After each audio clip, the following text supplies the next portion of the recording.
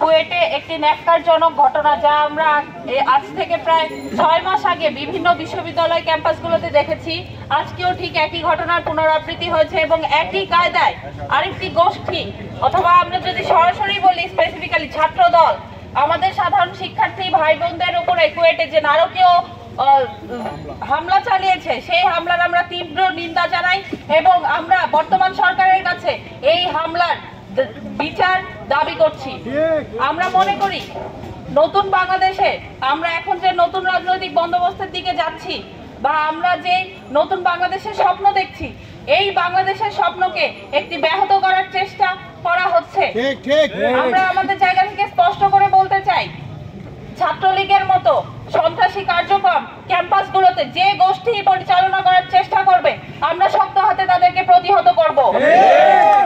আপনারা আজকে যে ন্যাক্কারজনক হামলা চালিয়েছেন, সেই হামলায় আমরা যখন দেখেছি ফেসবুকে আমাদের ভাইদেরকে রক্তাক্ত করা হয়েছে, আপনাদের এই ঘটনার সুস্পষ্ট জবাবদিহিতা আমরা চাই।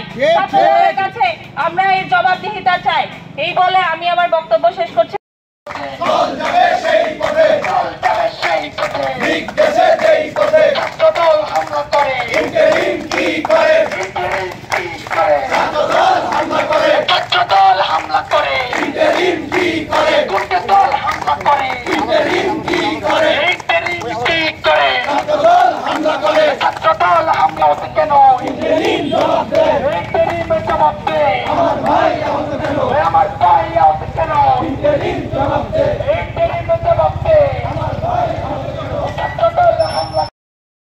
বিতাড়িত করতে আমাদের বিন্দু পরিমাণ সময় আমরা দেব না।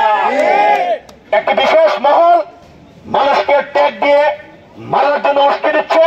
আজকে দেখবেন কুয়েটে আমাদের সাহিত্যের অনেক শিক্ষার্থী ভাই বোন এবং শিক্ষকদের গায়ে থেকে আপনার রক্ত চলছে, কিন্তু একটি বিশেষ মহল আজকে নিশ্চুপ, তাদের চেতনায় আজকে কোনো আঘাত লাগেনি। আমরা এই সকল পক্ষপাতিত্ব রাজনৈতিক চর্চা থেকে এই সকল বিশেষ মহলকে বেরিয়ে আসার জন্য আহ্বান করব। যেখানে অন্যায় হবে সেখানে আমাদের প্রতিবাদের ভাষা অব্যাহত থাকবে। সংগ্রামী ভাই বোনেরা, আপনারা জানেন জাহাঙ্গীরনগর বিশ্ববিদ্যালয়ের শিক্ষার্থীরা কখনোই অতীতে কোনো অন্যায়কে মাথা পেতে নেয়নি। জাহাঙ্গীরনগর বিশ্ববিদ্যালয়ের শিক্ষার্থীরা যে কোনো দেশের প্রান্তে, দেশের যে কোনো শিক্ষা প্রতিষ্ঠানে যেখানেই কোনো অন্যায় হবে, সেই অন্যায়ের বিরুদ্ধে সর্বপ্রথম তাদের প্রতিবাদের ভাষা জারি রাখবে, যেমনটি আজকে তাদের জারি রাখার মাধ্যমে দেখিয়ে দিয়েছে। আমরা আরো বলে দিতে চাই, আজ যদি দেশের কোন একটি শিক্ষা প্রতিষ্ঠানে, দেশের কোন একটি ক্যাম্পাসে